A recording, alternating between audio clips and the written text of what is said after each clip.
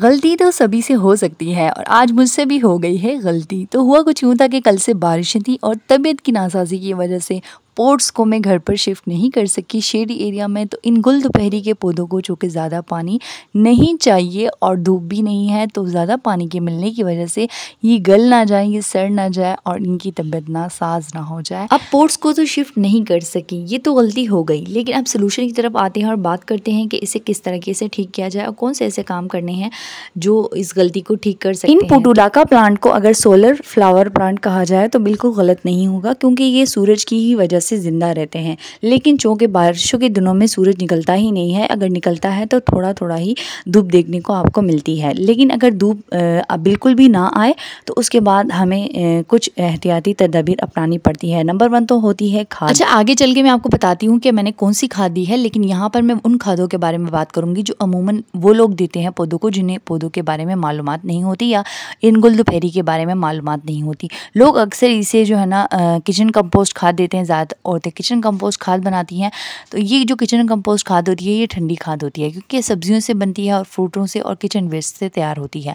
तो इस खाद को आपने कभी भी जो है ना गुल दोपहरी के पौधों को नहीं देना। ये ठंडी खाद होती है, ये फ्रूट प्लांट्स के लिए होती है। तो फ्रूट प्लांट्स या फ्लावर प्लांट्स को आप दे सकते हैं। बेसिकली गुल दोपहरी के पौधों को ऐसी खाद देनी चाहिए जो कि गर्म होती है। गोबर की खाद आप गर्मियों में आसानी के साथ दे सकते हैं, बरसात में भी ये काफ़ी अच्छी रहती है। लेकिन यहाँ पर मैं आपको कुछ और खाद दिखाने वाली हूँ। ये बेसिकली कुछ दिन पहले मैं कराची में एक स्टोर है वहाँ से ख़रीद कर लेकर आई हूँ। अगर आपको जानना है तो मेरे चैनल पर वीडियो मौजूद है, आप वो देख सकते हैं। कराची में बीच की दुकान है, वहाँ पर इस तरह की खाद देखने को मिली है मुझे, और ये मैं 300 रुपये की लेकर आई हूँ।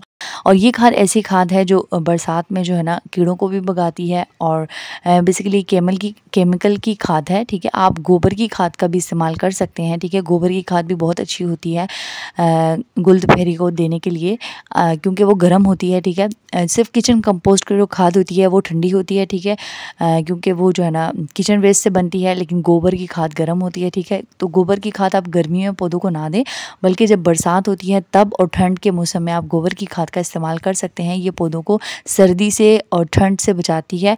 जब पौधों को ठंड नहीं लगेगी तो पौधे ख़राब नहीं होंगे।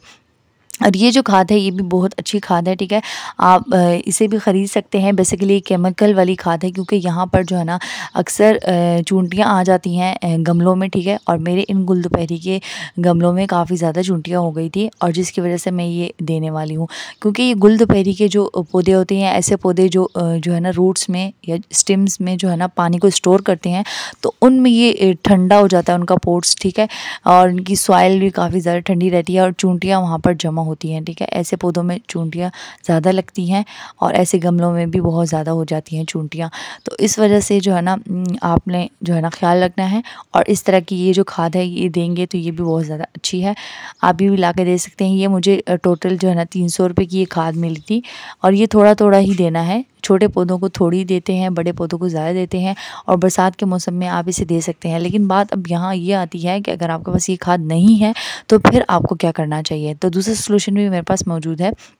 ये देख सकते हैं एलोवेरा का जेल है। ठीक है, ये मैंने एलोवेरा की लीव से निकाला है। ठीक है, आप इस तरीके से टुकड़े करके अपने पोट्स में डाल सकते हैं, गुल दोपहरी के पोट्स में डाल सकते हैं। 9 o'clock प्लांट, ये जितने भी पौधे हैं, पर्सलिन प्लांट में भी डाल सकते हैं, पोटुलाका प्लांट में, मूस रोज़ में, ये सभी पौधों में इस तरीके से टुकड़े करके डाल दें, या फिर आप जो है ना जूसर मशीन में से मैश कर लें और उसके बाद जो है ना ये पौधों में डाल दें। ठीक है, ऊपर भी अगर आप लगाना चाहें तो लगा लें, क्योंकि इससे मिली बग्स भी भाग जाते हैं और जो कीड़े आते हैं गार्डन में या गमलों में, या जो है ना चूंटियाँ आती हैं तो वो भाग जाती हैं, क्योंकि इसकी स्मेल बहुत ज़्यादा होती है और ये कीड़ों को भगा देती है गार्डन से।